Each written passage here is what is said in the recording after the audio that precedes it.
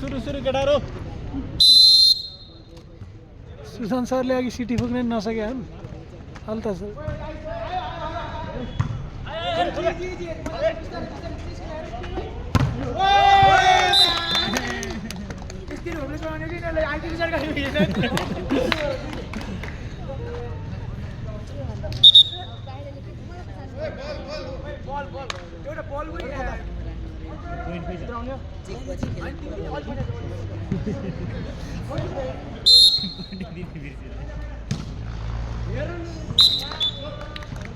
भइहाल्ने भएन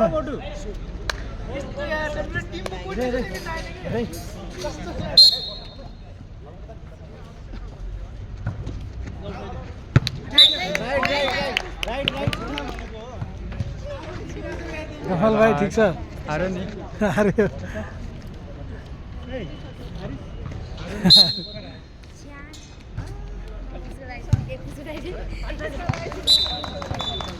मोटु अलि सर्भिस उठाउनु पर्छ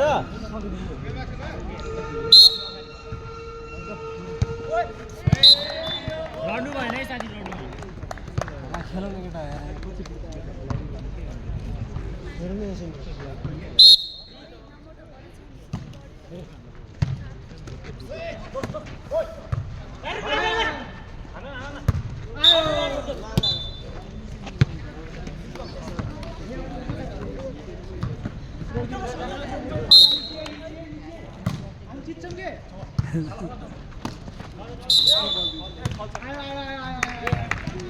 हेराङमा छ नि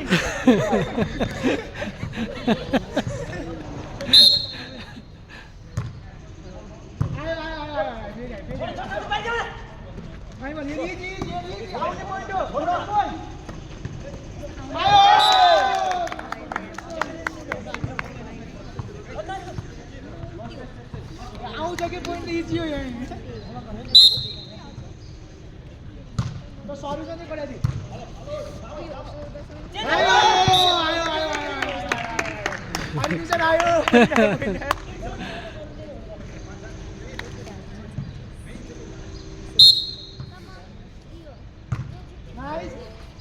फेरि आउँछ फेरि आउँछ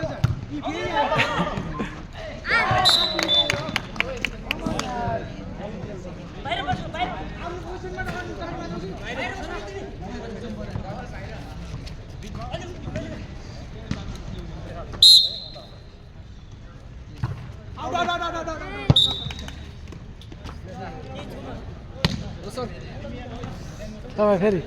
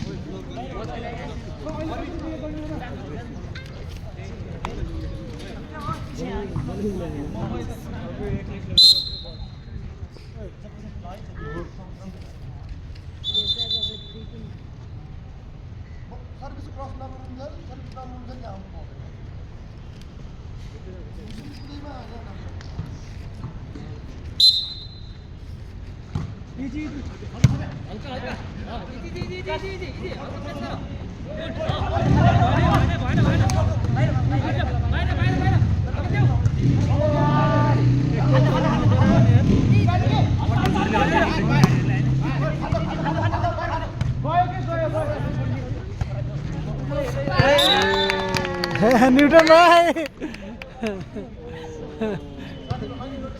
न्यूटन दाइ के छ सब ठिक छ राम्रो छ हाम्रो काठमाडौँ बनारस कलेजको यो स्पोर्ट्स मिट कार्यक्रम 2 दिनलाई चलेको छ आज फर्स्ट डे हो भोलि पनि स्याटरडे पनि छ भोलि चाहिँ विभिन्न विधाहरूमा चाहिँ फाइनल गेम हुँदैछ भने सबै आदरणीय सर म्याडम विद्यार्थी लगायत सम्पूर्णलाई भोलि 8 बजे हुने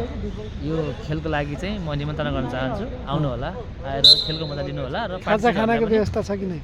खाजा खाना चाहिँ यस्तो छ खल्तीमा पैसा छ भने चाहिँ मजाले खान पाइयो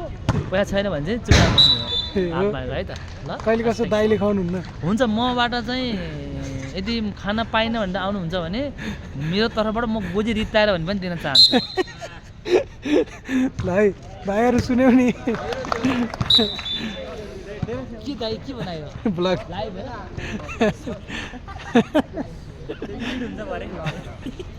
होइन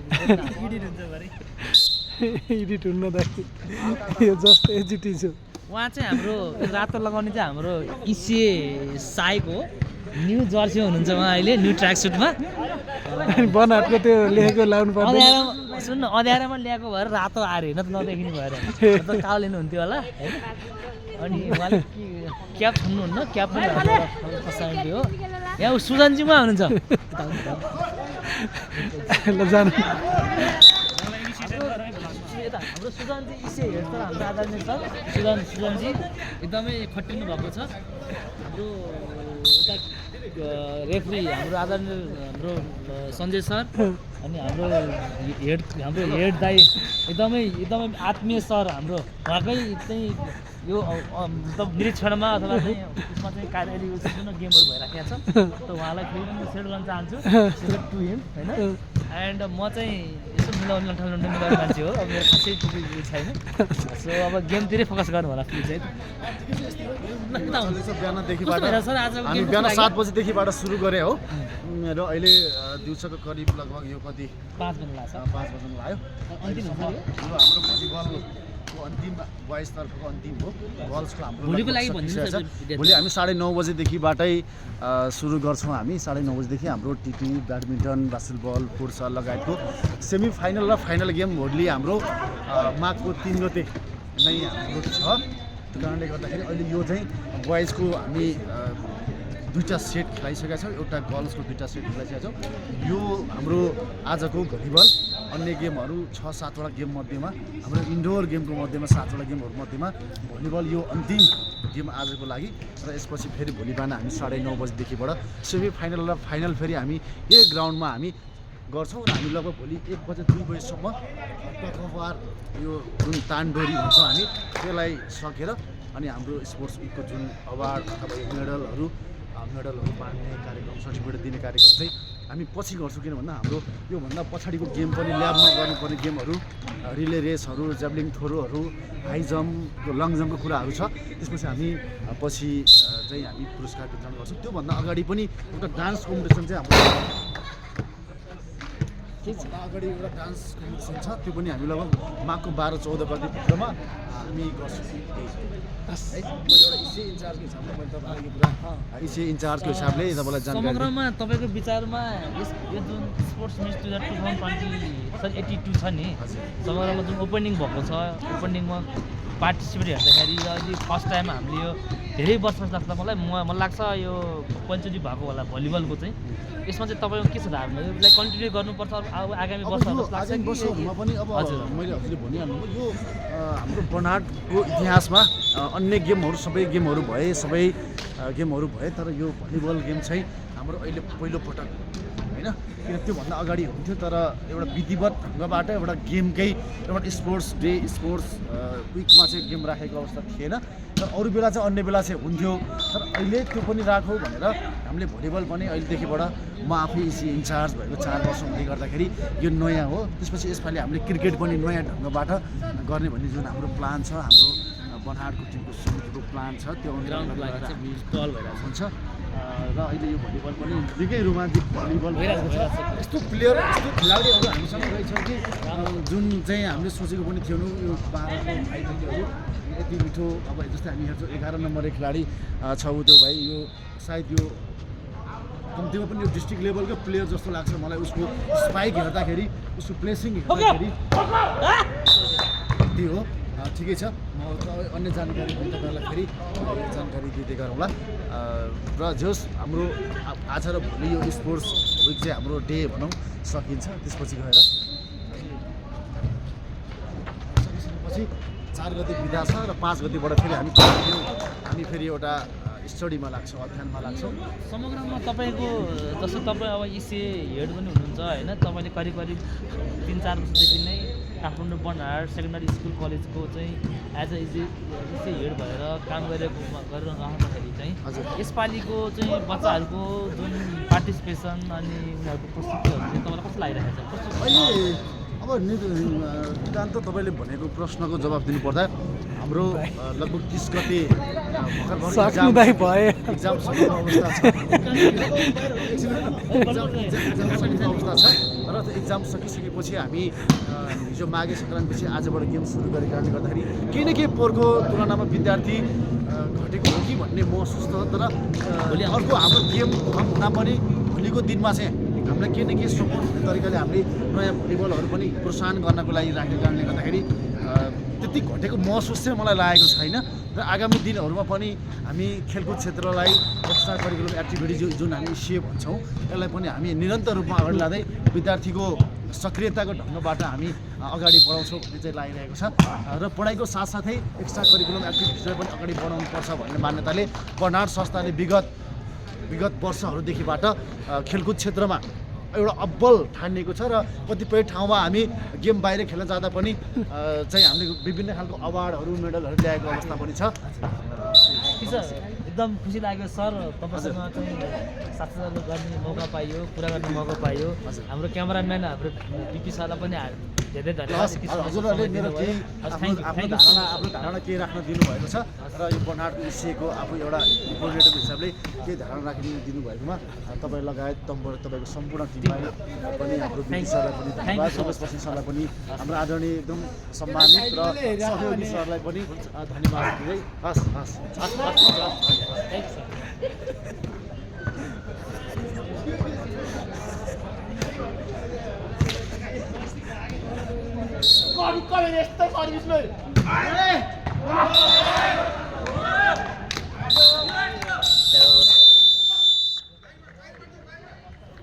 भने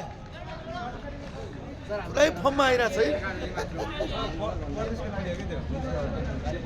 सुदूरपश्चिम प्रदेशको खेलाडीहरू फेरि भन्दै हुनु एकछिन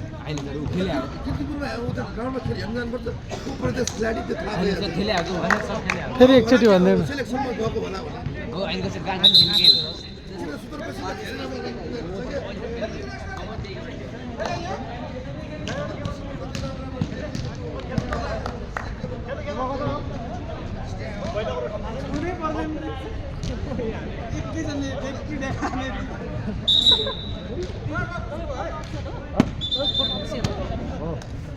भुइँ आइसक्यो कस्तो पुस्करको सुन्जी अब पुस्करजीको पालो रे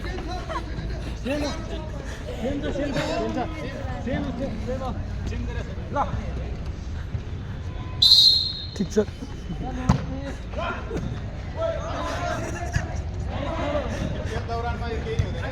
हाम्रो पुष्करजी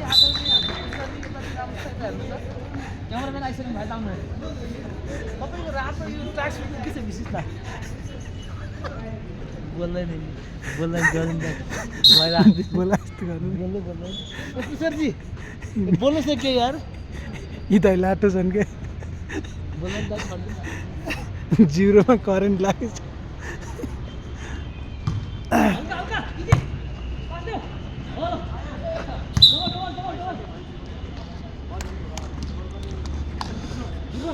आउँछ खेल आउँछ नि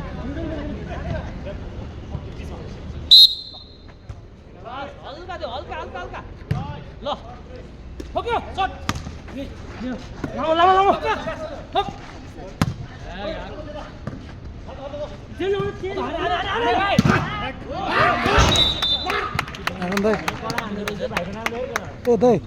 नारायण दाइ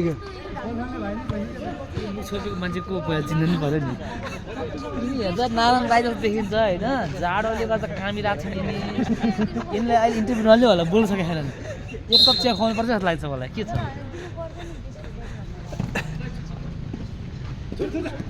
यता भाइहरू के छ आजको एकदम रमाइलो भयो आजको पहिलो दिन हाम्रो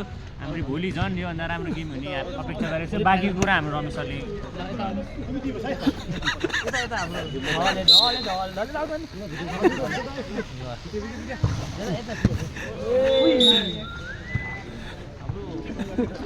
भइसक्यो भएको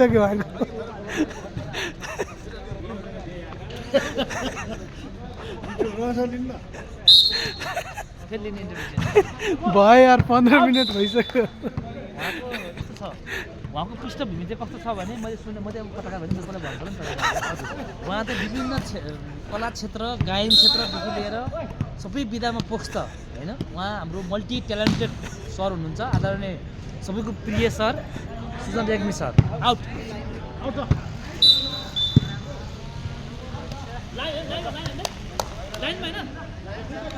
लाइनमा हो लाइनमा छ लाइन छ